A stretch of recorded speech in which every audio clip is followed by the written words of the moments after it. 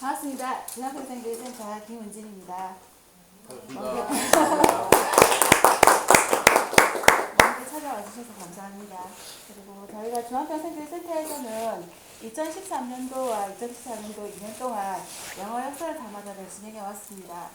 저희 2015년 올해는 창원대학교 사회학과 이성철 교수님을 재능 기부가 아닌 재능 참여로 영화 노동을 만났을 때를 시작하려고 합니다. 책 속에 영화로 만나는 15개의 노동 이야기 중에서 8편을 매월 셋째 주 수요일 날 저녁 7시에 상영합니다. 영화가 노동을 만났을 때는 이성철 교수님과 함께 영화를 보고 영화 속의 노동과 사회 문제를 주제로 이야기를 나누는 프로그램입니다. 8편 끝까지 함께 해주셨으면 고맙겠습니다. 자, 이제 창원대학교 사회학과 이성철 교수님을 소개하겠습니다. 예, 반갑습니다. 제가 창원대학교에 온 지가 꽤 되는데 이 장소는 오늘 처음인 것 같습니다. 와서 우리 이사장님, 부이사장님, 또 말TV 이사장님, 또 우리 이재균 소장님 등등의 분들이 그 지역에서 제일 중심적인 역할을 하고 계신데, 진작에 제가 이곳에 왔었으면 우리 이 창원 마산 또는 경남 지역의 영화에 관한 또는 지역에 관한 이야기를 더 생생하게 들을 수 있었을 것 같습니다. 오늘 해서 왔지만 총 8번의 그 영화 노동에 관련된 이야기 여러분들하고 같이 나눌 수 있게 되어가지고 큰 영광입니다. 예, 고맙습니다.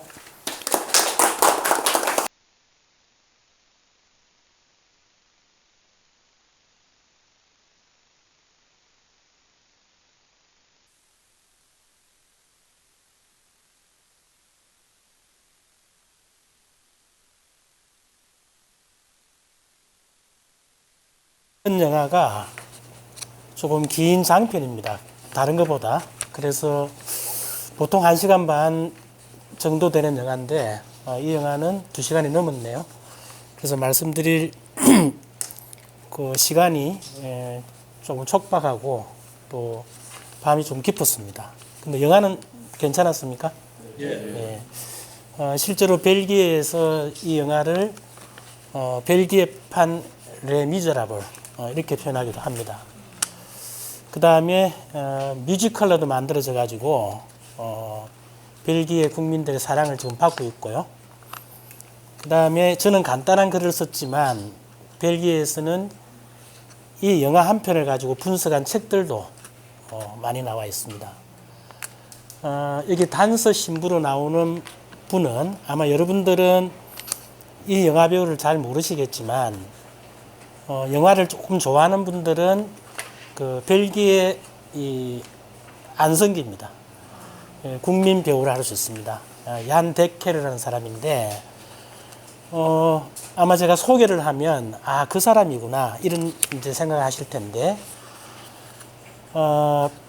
벨기에에 굉장히 세계적으로 유명한 수녀 가수가 있습니다. 이 수녀 가수가 이 수녀 생활을 하다가 자기가 불렀던 노래가 세계적으로 히트하면서 대중문학에 조금 빠져들기도 하고 마약도 하고 이래가지고 이 마지막 생은 좀 불행했지만 여러분들이 잘 아는 이 수녀 자닌 데케르라는 수녀가 있습니다. 나중에 글을 읽어보시면 그 쭉 나와 있는데 이 수녀를 소재로 해서 만든 이 영화가 한국에 소개된 적이 있어요. 그게 뭐냐면 시스터 스마일이라는 영화가 있습니다. 그 영화에도 방금 보셨던 단서 신부님이 조연으로 나옵니다. 이 수녀의 아버지로. 그래서 말씀만 드리는 게 잘 이해를 못하실 것 같아서 멀티미디어 교육을 하도록 하겠습니다.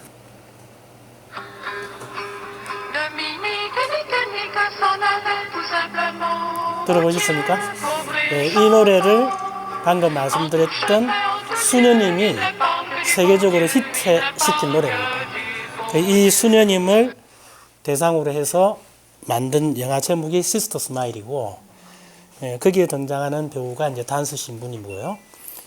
또 국내 이 페미니즘에 조금 관심이 있는 분들은 이 안토니아스 라인이라고 여성주의 계열의 영화가 있습니다. 그 영화에도 이 남자 주인공이 등장을 했었습니다. 그래서 벨기에판 안성기다 이렇게 생각하시면 좋을 것 같습니다. 굉장히 유명한 감독입니다. 배우입니다. 제가 왜 이 영화가 노동을 만났을 때 이 책을 쓰게 됐는지 먼저 말씀을 드리고 이 영화에 대한 간략한 배경 설명을 좀 드리도록 하겠습니다. 영화는 우리 일반인들이 제일 친숙하게 대하는 대중 매체입니다. TV와 마찬가지로.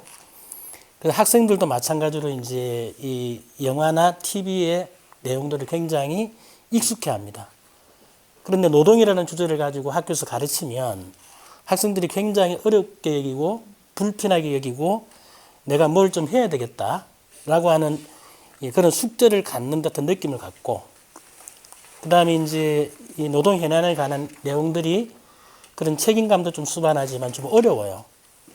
그래서 이제 저는 제 전공이 노동 쪽이지만 영화를 통해서 이야기를 좀 해야 되겠다 해서 이제 이 책을 쓰게 된 배경이고요. 여러분 잘 아시는 문화재 청장했던 유홍준 씨 있죠. 이분이 원래는 대구 계명대학에 있다가 서울의 명지대로 가서 거기서 이제 정퇴를 하고 지금은 이제 석좌 교수로 이제 되어 있는 분이죠. 이분이 쓴 유명한 책이 있잖아요. 나의 문화유산 답사기라는 책이 있죠. 이게 지금은 일본판까지 나와가지고 굉장히 이 밀리언셀러가 된 책입니다. 사권인가가 이제 이분이 이 나의 문화유산 답사기를 쓴 게 사권인가가 북한 편이에요. 이 북한에 이제 한때 들락날락 하는 게 조금 자유로웠을 때가 있지 않습니까? 왕래가 좀 많았을 때가 있지 않습니까? 그때 이 사람이 이제 평양 박물관을 가요. 평양 박물관을 갔더니 거기 전시되어 있는 구석기 시대의 유물이 많은 겁니다. 그래서 이 사람이 이제 이 구석기 유물이 발굴된 데가 금은모루 동굴이라고 여러분들 아마 중고등학교 때 배웠을 겁니다. 그게 평양 근처에 있다는 사실을 알고 갔어요. 그래서 지도원한테 나를 거기에 좀 데려다 달라. 지도원이 거기 유물 발굴이 다 끝나가지고 여기 다 지금 전시가 되어 있는 거다. 거기 가봐야 야산에 세면 발라가지고 볼 것도 없다. 이런 이야기를 해요. 그래도 가고 싶다 이랬습니다. 그래서 지도원이 투덜투덜 하면서 이제 이 유홍준 교수를 데리고 가요. 실제 가보니까 신장로 위에 조그마한 야산에 이 발굴했던 입구는 세면으로 이렇게 봉해 놓은 겁니다. 정말 볼품 없는데요. 근데 이 유홍준 교수가 이제 거기에서 이제 상념에 빠져 있는 겁니다. 근데 모시고 갔던 지도원은 지루할 거 아니에요. 그래서 자기 발 밑에 있는 돌멩이 하나를 딱 들어요. 들어가지고 유 교수님, 제가 지금 집어든 이 돌하고 박물관에 전시된 저 돌하고 무슨 차이가 있습니까? 이렇게 물어요. 이 유홍준 교수는 술을 못하지만 굉장히 꾀돌이거든요. 우리나라 이 왕구라가 좀 많습니다. 황석영 선생, 유홍준 선생, 그 다음에 최근에 최영국 선생 때문에 알려지게 된 방배추 선생, 이런 분들이 누가 옆에서 제어를 하지 않으면 48시간씩 얘기하는 분들입니다. 이분들이. 굉장히 꽤 많은 이 유홍준 교수죠. 이 교수가 뭐라고 이야기하느냐 하면 당신이 든 그 돌은 깨진 돌이고 박물관에 있는 저 돌은 깬 돌이다 이랬습니다. 여러분 우리 구석기 시대 유물 중에 깬 돌은 타제석기, 간 돌은 마제석기 아니에요. 그럼 깨고 가는 데는 뭐가 들어갑니까? 노동이 들어가죠. 그래서 깨진 돌에서 깬 돌까지는 인류 역사죠. 바로 노동의 역사입니다. 그래서 이 노동의 중요성에 대해서 우리 학생들한테 좀 설명하기 위해서, 물론 유홍준 교수는 깨진 돌에서 깬 돌까지가 노동의 역사다라고 말한 바는 없습니다. 제가 생각할 때 그렇다는 겁니다. 동의하신다면 아마 그렇다 이렇게 생각이 좀 드실 겁니다. 그런 의미에서 저는 제 전공인 노동에다가 일반 우리 학생들이나 시민들이 제일 좋아하는 영화라는 매체에 입혀서 좀 설명하는 게 도움이 되겠다. 이런 생각을 해서 이 책을 이제 쓰게 됐던 거고요. 그 다음에 여러분 이 영화를 보시니까 자꾸 이 플란드즈 이런 이야기가 많이 나오죠. 여러분 잘 아십니다. 플란다스의 개, 그 지역입니다. 그런데 이제 지금도 벨기에는 우리나라 같으면 한글 하나죠. 벨기에는 다국어를 사용하는 나라입니다. 독일말, 프랑스말, 그 다음에 전통적인 플란드르말, 플란드스말 이렇게 세 가지를 사용합니다. 지금은 공교육이 많이 확장이 돼가지고 일반 서민들도 독일이나 프랑스를 잘 하지만 여기에 소개되어 있는 19세기 말, 이 당시에는 주로 부유층들만 또는 식자층들만 프랑스어를 사용했었습니다. 그래서 조사단에 오니까 일반 노동자들하고 말이 통하지 않죠. 현장의 문제점들이나 애로사항을 이야기하려고 그러니까 맞기도 하지만 대화가 되지 않지 않습니까? 그죠? 그래서 언어가 귀중한 이 장벽이었다는 걸 이 당시에 보여주는 겁니다. 그래서 단서 신부가 알스트 의회에서 우스트 당신이 알아듣도록 내가 프랑스 말로 하겠다 그러잖아요. 그죠? 그거 상징하는 바가 이제 거기에 담겨 있는 겁니다. 그리고 여러분, 이 벨기에는 이 언어 문제도 있지만 지금도 선거 때가 되면요. 남부 지역하고 북부 지역하고 독립하자. 이런 말이 나오는 지역입니다. 벨기에는. 소위 말하는 지역 감정이 굉장히 심한 지역입니다. 벨기에는 어느 지역에서나 국경까지 가는데 2시간밖에 안 걸려요. 조그만 나라입니다. 그래서 여기 지금 이 영화는 실화거든요. 이 영화를 보시게 되면 신부가 애기 죽었다는 소식을 듣고 금방 뛰어오죠. 알스트 시 같은 경우에는 천천히 걸으면 20분, 빨리 걸으면 10분 안에 모든 걸 다 갑니다. 그러니까 굉장히 리얼하게 만든 곳이라 할 수 있어요. 이 영화 자체가요. 그래서 지역 갈등도 굉장히 심하기도 하고 여기 보시게 되면 자유당이 나오고 그 다음에 이 우스트가 끌고 있는 가톨릭당이 나오고 그 다음에 단스 신부가 새로 만드는 가톨릭 민중당 여러 가지 정당들이 나오죠. 지금 다양하게 정당들이 형성되어 있습니다. 유럽 같은 경우에는 실제로 이제 지금 벨기에 가보시면 단스 신부의 거리도 있고요. 이 우스트의 거리도 있습니다. 이 영화에서는 이제 당시 상황을 그리기 위해서 이제 우스트의 정적으로 이제 좀 뚜렷하게 이렇게 배치를 해놓은 건데 지지하는 세력들이 그렇게 배치가 되어 있다는 겁니다. 실제로 단스 신부가 활동했던 이 시기는 벨기에판 산업혁명이 진행되고 있던 시기였어요. 여기 보니까 방적기 나오죠. 방적기는 실을 뽑는 기계고요. 방직기는 면을 짜는 기계입니다. 실제로 이 영화 감독이 당시에 방적기를 구입해서 생생하게 현장을 좀 재현하려고 그랬거든요. 그래서 폴란드에서 이 방적기를 구해옵니다. 구해와서 이제 실제로 그 영화를 사용하고 있고요. 보시게 되면 이 방적기가 굉장히 위험하죠. 앞뒤로 왔다 갔다 하면서 이 솜털 같은 원료가 밑에 떨어져 있잖아요. 그래서 어린 애기들이 거기 들어가서 걸어 모은다고요. 실제로 이 노사관계의 안정성, 그 다음에 남성들의 투쟁성, 이런 것들을 배제하기 위해서, 안정성을 높이기 위해서 부녀노동, 유아노동을 초창기에는 굉장히 많이 사용했습니다. 여기 보시게 되면 자본의 본원적 축적 시기라고 그랬잖아요. 이 본원적이라는 말은 영어로 표현하면 프라이머리인데 그냥 쉽게 생각하면 자본주의가 첫 걸음을 내디뎠을 때 이렇게 생각하시면 됩니다. 자본주의가 첫 걸음을 내디딜 때는 나라마다 시작하는 연도가 다르고 그렇지만 방금 여러분 보신 이 모습이 똑같게 나타납니다. 그건 우리나라도 마찬가지고요. 중국도 마찬가지고. 그래서 자본의 첫걸음 시기에는 이런 폭력성이 상수였습니다.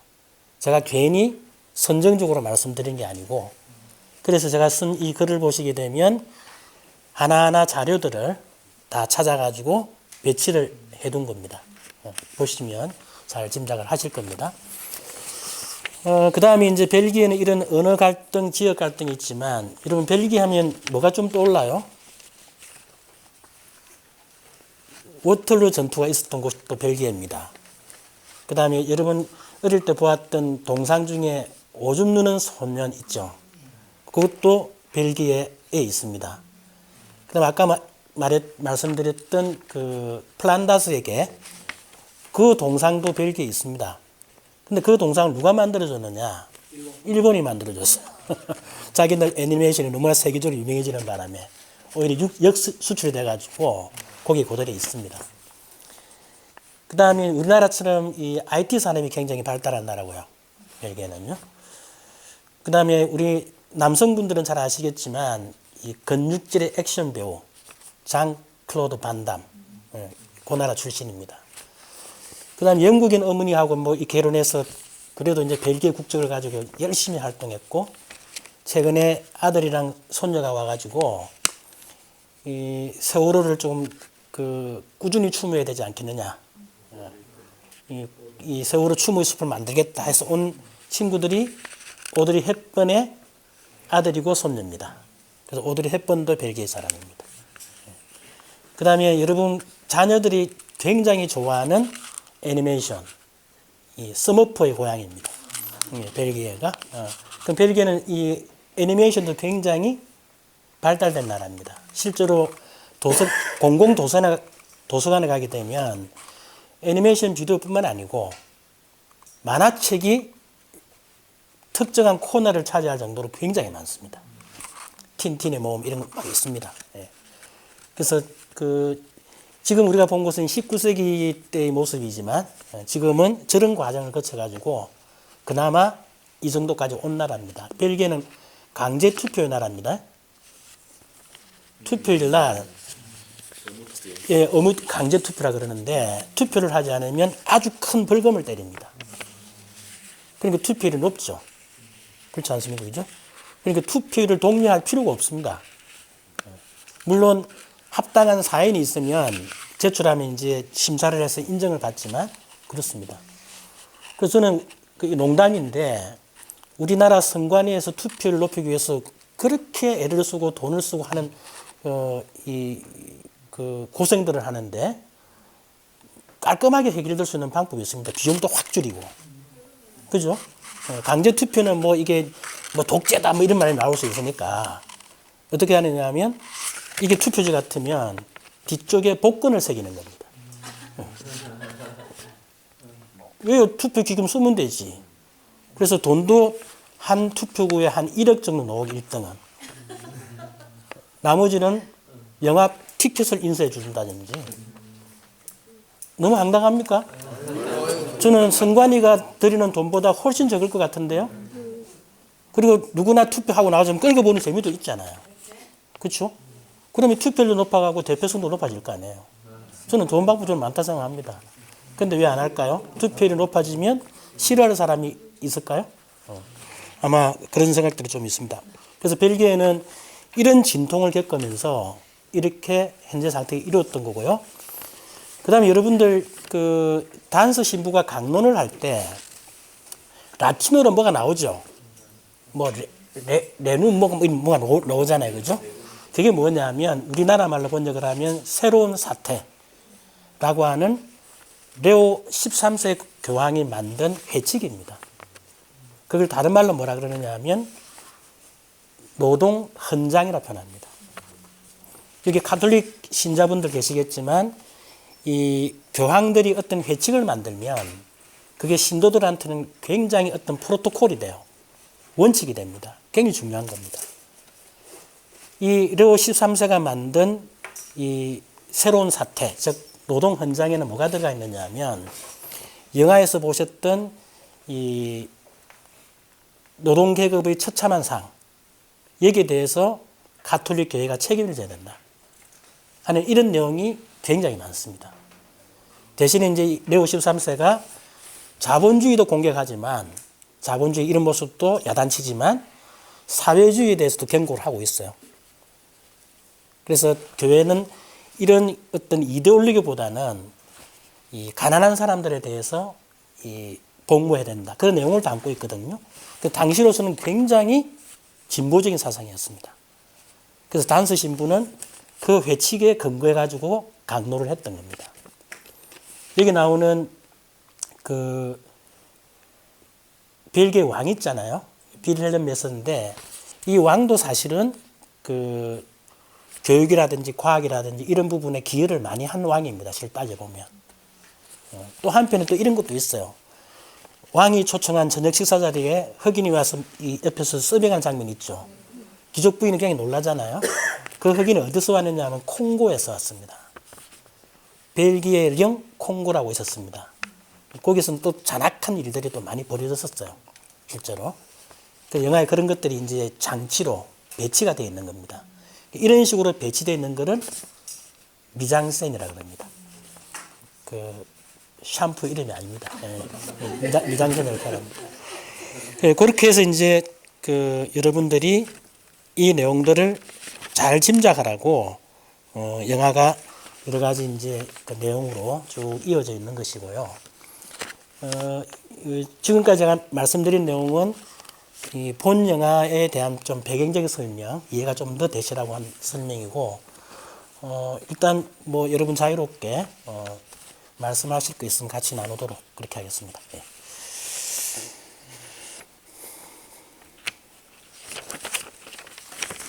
단스 신부님이 나중에 신부복도 벗고 그 예프케 시신을 끌고 가는 장면을 보니까 뭐가 좀 떠오릅니까?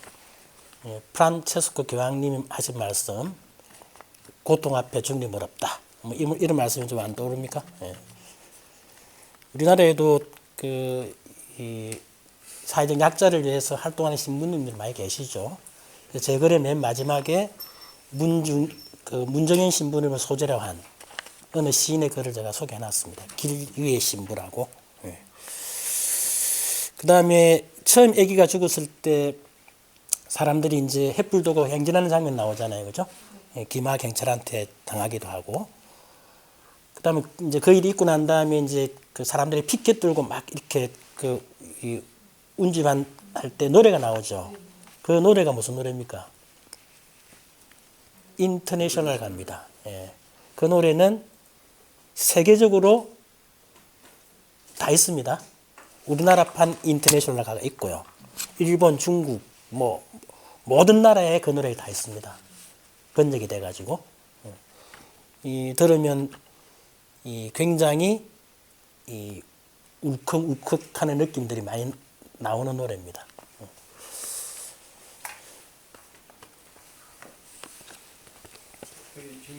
예. 가톨릭에도 교파가 있습니다. 교파가 있는데 지금 프란체스코 교황은 예수의 소속이죠. 예수의 소속은 가톨릭 안에서도 진보에 속합니다. 예수의 소속은 주로 이제 사회 현실 참여, 문정현 신부나 문교현 신부나 다 예수의 소속입니다. 예수의 소속이 그전에는 기득권층이 못 되었습니다. 항상 변방에 있었지 뭐 이렇게 주교가 된다든가 추기경이 된다든가 항상 밀려버렸는데 근데 주역하시는 분이 프란체스코 교황이 되므로 놀라운 주역 해석을 했어요. 가톨릭 역사에서 교황이 살아있는데 교황을 뽑은 역사는 극단적으로 없거든요. 이렇게 그런 과정이 있으면서도 이 교황은 정말로 신의 대리인과 같이 정말 품색이 없는 아까 영화에서 이야기했던 가톨릭이든 어떤 조직이든 간에 기득권과 동맹할 수밖에 없거든요. 저 영화를 보면서 느낀 게 지금 벨기에는 굉장히 복지국가가 되었습니다. 프랑스보다 잘 돼가지고 프랑스에 있는 어머니들이 아이를 어디에 맡기냐 벨기에 국경에 있는 벨기에 어린이집에 맡길 정도로 벨기에가 복지가 돼가 있습니다. 우리나라도 지금 저와 같은 상황이 굉장히 도달됐다고 나는 보고 있습니다. 전 세계가 지금 이 노동 문제 지금 전에는 노동의 조건을 따지게 되는데 지금 노동의 조건도 따지지만 젊은이들이 일을 하라고 가야 될 장소가 없는 거예요. 이게 소모품도 되었지만 우리가 최저임금조차도 주지 못하는데 자기 권리를 주장하지도 못하는데 우리 사회에 이런 심각한 이 노동 문제가 뭐 우리뿐만 아니고 전 세계로 있지만은 그런데 이게 떨치고 일어나지도 못하고 이게 사회적으로 주목을 받지도 못하는 그래서 우리가 저 영화를 보면서 무엇을 해야 될 것인가를 고민하는 그런 영화가 됐다고 생각합니다. 좋은 영화를 추진해 줘서 고맙습니다. 네, 감사합니다. 보통 질문은 크게 두 가지 종류가 저는 있다라고 생각해요. 하나는 면도칼 같은 질문, 아주 예리한 질문. 두 번째는 이제 에밀레 종 같은 질문. 둥 때리는데 정신없게 만드는 질문이 있잖아요. 우리 벤쌤 질문은 맨도날 플러스 에밀레 종 같은 질문인데 실제로 이 단스 신부님도 여기 표현되기를 제주이트 교단이다 이렇게 표현했는데 우리식으로 표현하면 예수입니다. 그렇죠? 그쪽 소속의 이제 신부님이었고요. 그 다음에 제가 쓴 글 마지막에 당시에 이제 이 노동 환경을 극복하는 두 가지 방법이 있어요. 이거는 세계사적으로 증명된 방식입니다. 노동운동사에서. 하나는 뭐냐면 이 노동자 정치 세력화입니다. 노동자들이 집합적으로 자기 처지를 개선하는 방식이 크게 두 가지가 있다는 겁니다. 하나는 노동자 정치 세력화입니다. 서구에서는 이게 차티스트부터 시작이 된 겁니다. 지금은 다 노동자 서민을 지지하는 정당들이 있죠, 그죠? 일단 이거 하나. 두 번째는 뭐냐면 산별 노조 건설입니다. 기업별 노조 건설이 아니고. 노동자가 자기가 처한 문제를 개별적으로 해결할 수 있어요. 그렇지만 그게 연대되기 참 힘들거든요. 여기 이 영화는 뭐냐면 노동자 정치 세력화입니다. 그렇죠? 당을 만들고 이렇게 하는 거잖아요. 그죠? 이 두 가지 집합적인 운동 방식은 세계사적으로 증명이 된 방식입니다. 근데 우리 같은 경우는 이 두 개가 지체가 되어 있는 거죠. 또는 추진이 되다가 이상한 방향으로 좀 흘러가 있는 상태죠. 이거는 노동 진영의 주관적, 객관적 요인들이 저는 많다 봅니다. 오늘 그 이야기 하기까지는 너무 큰 이야기지만 국가나 자본의 단합들이 크기 때문에 이렇게 되었다라고 하는 것은 실제 노동운동을 하는 진영 내에서는 그거는 상수라고 생각이 있어야 돼요. 우리가 어떻게 뭘 잘못하게 있는가 없는가 이게 더 저는 성찰적이라고 보는 거거든요. 그래서 이 두 가지의 이 집합적 사회운동, 이 밑으로부터의 운동 이게 좀 점검돼야 될 부분이 있지 않은가 이런 생각들이 좀 있어야 된다 봅니다. 그래서 그 두 가지가 좀 온전하게 진전이 될 때 노동의 가치 같은 것 이런 게 저는 많이 사회적으로 인정받는 그런 풍토가 좀 될 것이다 그렇게 생각합니다. 뭐 잠깐의 승리, 기나긴 실패지만 벨기에 사례에서도 보듯이 이만큼 진전이 되는 거죠. 예. 저는 이 영화 보면서 단스 영화 보면서 기아시킨 영화로서 모든 탐에 계속 비교가 되는 걸 느끼거든요. 제가 잠봉이 모르는데 계속 보면서 끝장면 제가 보면 아쉬운 거 아니고 한 시간 정도 끄는데 끝장면까지 많이 돼. 두 분이 뒷장면에서 걸어가는 모습이었다 그러면 정말 모든 타임즈와 비슷하지 않느냐. 그렇죠. 그래서 혹시 찰리 채플린이 이 영화를 바탕으로 이걸 보고 혹시 그런 걸 좀 구성하지 않았는지 또 뭐 시대적인 배경이라든지. 그 채플린이 이제 모던 타임스를 만든 거는 이 영화보다 훨씬 이전에 만들었기 때문에 이 영화를 보고 만들었다라고 보기는 힘들어요. 예, 제가 볼 때는. 그 다음에 이건 이제 무슨 영화잖아요. 그럼 오히려 이제 이 스티브 코닝 감독이 모방을 했을 수가 있어요. 그 다음에 그 두 사람이 손잡고 떠나는 장면은 어디에서 많이 나와요? 외국 영화에서는? 그 서부 영화에서 많이 나옵니다. 이것도 미장센입니다. 그리고 이런 미장센은 아련하지만 희망을 주는 듯해요. 그렇지 않습니까? 그죠? 그런 걸 저는 따왔을 거라는 생각이 듭니다. 예를 들면 모든 타임 이게 이런 게 이제 일종의 그 뭐냐면 전형성이라 그러잖아요. 네? 잘못되면 상투성이 빠지지만 이 전형성이라 그러거든요. 모든 타임스에 이제 이 찰리하고 볼레트가 맨 마지막에 손잡고 걸어가는 길이 있단 말이에요. 아마 실업자 노조 조직하러 가는지도 몰라요. 단순히 사랑 나누러 가는 게 아니라 그렇잖아요. 그 영화 전체를 보시면 그렇습니다. 모든 타임스 영화를 보시게 되면 찰리는 처음에 그런 소동에 휘말리고 싶었던 친구가 아니에요. 그 자기는 뚫레뚫레 걸어가다가 저기서 목재를 가득 실은 트럭이 쫙 지나가요. 우리 목재를 가득 실은 트럭의 뒤에는 이 뒤차 조심하라, 사람 조심하라 해가지고 빨간 깃발 꼽아놓죠. 우리 지금도 그렇잖아요. 근데 그걸 꼽아놓은 게 땅에 떨어져요. 찰리는 착하잖아요. 그걸 주워가지고 이 깃발 찾아가 이러는데 뒤에서 시위대가 따라오는 거예요. 졸지에 찰리는 주동자가 되는 겁니다. 그래서 겪습니다, 이 친구가. 깜빵에도 들어가고 마약 사건 휩쓸리고 이렇게 해서 이제 당시에 이 미국의 초창기 자본주의가 주는 온갖 모순들을 다 겪고 그걸 블랙 코미디로 극복하는 영화예요, 사실. 모던 타임스. 앞뒤 순서는 시기적으로 좀 안 맞지만 우리 주세 말씀대로 아마 그 이 스티코넨 감독이 이 그런 영향을 저는 받았다 이렇게 생각됩니다. 예. 예. 네, 질문 한 두 가지 정도.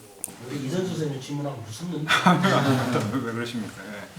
그 벨기에 플랑드르 지방이 이제 배경이 되는데 그 벨기에에서 그럼 이 단스 이유가 어땠는지가 이제 영화에서는 뭔가 이제 움직임이 있을 거다라는 그런 암시만 하고 끝나버리거든요.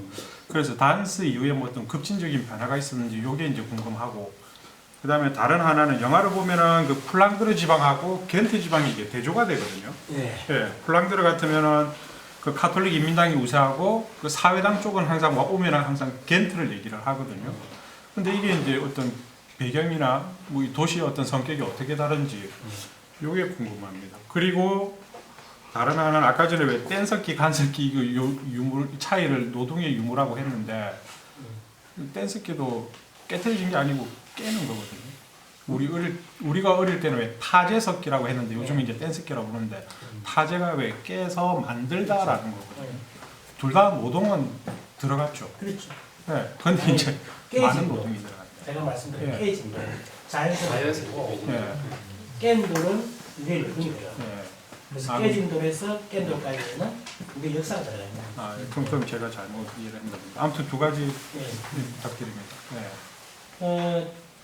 요 시기가 네. 19세기 말의 시기가 제가 아까 잠깐 설명드렸지만 벨기에판 산업혁명이 굉장히 진전되어 있던 시기예요. 영국은 산업혁명이 1760년대부터 시작이 되잖아요. 그죠? 여기는 보시면 1890년대 이렇게 100년 이상이 지났지만 이미 기계들이 굉장히 보편화되는 걸 볼 수 있죠. 후발주자의 이득입니다. 그래서 이제 스코틀랜드 시스템도 도입해가지고 그 말은 뭐냐 신기술 도입해가지고 노동력 주력이었다는 이야기거든요. 이 사람들이 이런 식으로 이제 쫙 진행을 해 나가요. 거기다 플러스 보통 선거권의 요구가 있었던 거예요. 유럽에서도 보통 선거권 쟁취하는 게 20세기 초입니다. 예, 여기도 나오지만요. 근데 사회 전체적으로 들끓고 있던 시기였다 보면 돼요. 그런데 영국에서는 이미 무슨 일들이 상당 정도 진행이 됐고 성공을 하고 있었느냐 하면 아까 말씀드렸던 차티스트 운동이 굉장히 성공을 거둡니다. 물론 초창기에 굉장히 탄압을 많이 받죠. 그 다음에 이 운동이 진행이 되면서 지금 여러분들이 우리 사회에 뭐 좀 사회적 기업이니 협동조합이니 이렇게 좀 많이 알려지기 시작했는데 원래 협동조합 운동은 노동운동과 함께 했던 겁니다. 실제로 노동운동이 센 곳이 협동조합이 잘 됐어요. 역사적으로 그렇게 시작이 됩니다. 그리고 이 노동자들한테는 그 소위 말해 일종의 반공법이었던 공장법도 철폐를 하고요. 그 다음에 8시간 노동제도 쟁취를 하고 이 역사가 100년의 역사예요. 근데 벨기에 그게 이제 뒤에 왔잖아요. 그죠? 조금 전에 제가 말씀드렸듯이 벨기에 뒤에 왔지만 후발주자의 이득을 통해 가지고 영국이 겪었던 이 그 운동의 특징들을 압축적으로 성취를 해요. 이 소위 말하는 보편적 복지가 조금씩 확대될 수 있는 그런 운동들이었지 않습니까? 그죠? 그런 것들이 이제 많이 확대되는 게 벨기에도 진행이 된 겁니다. 실제로 벨기에는 다른 유럽 나라에 비해서 늦었습니다. 실제로. 그다음 여기 이제 겐트로 나오는데 벨기에 발음이 헨트예요. 이 벨기에는 헨트는 비교적 대도시입니다. 여기 보면 야한이라는 친구, 사회주의 친구가 전진지를 뿌리는 게 대도시에서 파견된 이 현장 조직가들입니다. 알스트는 당시에 조그만 이제 이 도시지만 이 베네룩스 3국 중에서 인쇄술이 제일 발달한 나라였어요. 그 단스 형님 피에트르 단스도 인쇄소 운영하지 않습니까, 그죠? 굉장히 이 인쇄술이 많이 발달된 나라였었어요.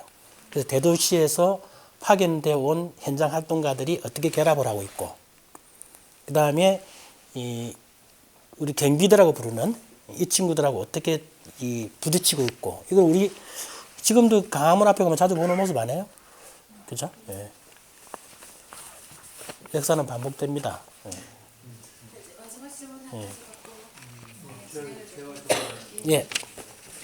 벨기에 또 이 신부님 외에 조셉 까르딘 추기경이라고 계십니다. 저는 잘 모릅니다. 예, 그분도 이 단스 신부처럼 그 양반이 이제 신부가 되기 위해서 어려서 그 사람도 노동에 시달렸고 그래서 이걸 이래서는 안 되겠다 해서 자기가 부모님한테 얘기해서 가톨릭 신부가 되기를 원해서 신부가 돼가지고 추기경까지 올라가지고 세계적으로 이제 가톨릭 노동 청년의 기호세를 만든 그 추기경 중에 한 분인데, 예, 예, 그 창시자 장본인입니다. 벨기에 추기경으로. 그래서 나는 그 동시대의 사람은 아닌 것 같고 그 이후에 아마 긴 걸로 연대를 보면은 우리나라 가톨릭 노동 청년의 기호세가 우리나라 온 게 1953년도 6.25 전쟁이 끝나고 바로 직후에 들어왔기 때문에 그 당시는 이제 우리나라 전쟁 폐해 속에서 이제 갈 곳 없는 이제 아이들, 이런 아이들을 이제 데려다가 이제 간호사들로 조직돼 가지고 이제 아이들 공부를 하고, 그래서 그때 유명한 얘기가 이제 벽돌 없는 학교, 천막을 쳐놓고 우리 운동회 같은 거 보면 채양 쳐놓잖아요. 그런 걸 쳐놓고 거기서 이제 밥을 해주면서 아이들을 거기서 이제 가르쳐주고 해서 벽돌 없는 학교라고 그래가지고 까르딘 학교 이제 이런 식으로 쓰기도 하고. 그래서 지금 우리나라에도 좀 많이들 활동들을 이제 하시고, 또 우리나라 87년도 노동 운동이 일어났을 때에 이제 그분들이 이제 주역을 해서 또 우리나라 노동계에 또 아마 헌신하신 분들도 더러 계시는데, 그래서 제가 볼 때는 단스 신부님과 까르딘 추기경과 동시대 나는 또 교수님 혹시 아시는가 싶어가지고 그걸 좀 문의를 좀 드리고, 예, 동시대 사람 아니고 좀 이후에 아마 해서 아까 레오 13세 교황님의 노동훈장 이런 거, 그래서 그걸 그분도 주 테마로 해가지고 우리나라에 우리나라뿐만 아니라 전 세계적으로 어떤 노동 문제에 대해서 많은 얘기들도 나오고 그랬었는데, 지금도 현실적으로 이제 아직까지도 우리나라도 그 당시 잘들 아시겠지만 평화시장의 전태일 열사라든가 이런 원풍모방, 동일 방직 사태 이런 것들 그 당시에 이제 이래 여러 가지 한국 사회에 벨기에처럼 방직 같은 거, 장갑 짜는 거, 평화시장 같은 데 가보면 아마 저도 그 당시 서울에 있었을 때 가봤기 때문에 굉장히 이제 공기도 탁하고 컴컴한 형광등 등 속에서 이런 작은 공간 속에서 그냥 이거 옵셋이라고 이거 뭡니까? 이거 촥촥촥 짜는 거 그런 게 있는데, 그런 것들을 하는 여성 노동자들 이런 하고 초등학교 이제 막 졸업해가 14살이잖아요. 그래가지고 올라와가지고 서울에서들 그런 직장 생활하는 모습들도 보고 있거든요. 우리가 파업전야에서도 한번 볼 수 있을 거고요. 그 다음에 제 책에도 전태일 관련해서 한 장을 만들어 놓은 게 있거든요. 예. 아까 영화를 보니까 이제 느낀 걸 좀 두 가지를 갖다 얘기를 하다 보니까 좀 많이 길어졌어. 그래서 혹시 동시대 사람은 아마 혹시 알고 계시는가 하고 묻고, 그 다음에 이제 그 영화를 보고 이제 느낀 게 이제 어떤 그런 것들이 그 당시 우리 한국 사회에 어떤 비슷한 형태, 이제 한 70년대겠죠, 60, 70년대에 우리 한국의 실정과 좀 유사하지 않겠느냐 하는 느끼면서 좀 새삼스럽게 좀 뭐 또 다시 와닿습니다. 저도 그 귀한 말씀 배웠습니다. 배웠고 또 말씀 중에 사실은 7, 80년대 그 가톨릭 농민회라든지 지오스라 표현하신 제이오씨라든지 이런 가톨릭 그 인권 운동들이 우리 민주화 운동에 기여한 바 큽니다. 환기시켜 주셔서 감사합니다. 예, 고맙습니다. 예. 오늘 그 주제 자체가 앞으로 쭉 진행할 부분에 있어가지고 자본의 원시적 축적, 본원적 축적에 대한 부분인데 그 속에서 유아노동이라든지 여성노동에 대한 부분을 그 다뤘다고 이야기하시다. 근데 지금 그 세계적으로 보더라도 제3세계에 보면 특히 커피 같은 경우라든지 다국적 기업에 가지고 유아노동이나 이 노동들이 있는데 그 부분들도 그 자본의 그 원시적 축적 이 부분으로 볼 수 있는지. 그러니까 지금 벨기에 같은 경우는 외부적 요인보다는 자체 내적인 그런 그 자본의 형성 과정이라면 지금 현재 같은 식민지적 개념이 상당히 있는 부분이고 다국적 기업 부분이 되게 같이 이렇게 통용될 수 있는지. 지금 자본주의가 처음 시작될 때에 그 국가들은 그 대부분 이 분여노동, 유아노동이 많았다 그랬잖아요, 그죠? 근데 자본주의가 상당 정도 진정된 나라에서도 분여노동, 유아노동이 있긴 있어요. 그렇지만 이거는 전면화된 건 아닙니다. 그렇잖아요, 그죠? 그래서 1대1로 바로 비교하기는 힘들고 대신에 이제 막 자본주의를 질주하고 있는 중국이라든지 일본이라든지 아프리카 몇몇 나라들을 보시게 되면 방금 말씀드린 이 양상이 전율화되고 있습니다. 실제로. 예. 그 하루 1달러로 사는 그 나라들이 많다고 그러죠. 그런 나라를 되게 보시게 되면 이런 원생적 노동 상태가 놓이는 곳이 많습니다. 특히 이제 자본주의가 처음 진행되는 나라들을 보시게 되면 이 과정을 밟습니다. 거의 법칙처럼. 예. 옛날에 우리나라 30년대 가면 그 애들 그 밥만 먹여주고 잠만 지어줘도 예. 그 데리고 가서 입안 던 똑같습니다. 예. 제가 여기도 적어놨습니다. 보시면 우리나라도 20년대 시작이 되지만 본격적으로 똑같이 밟아요. 예, 그런 과정 밟습니다. 아이고, 고맙습니다.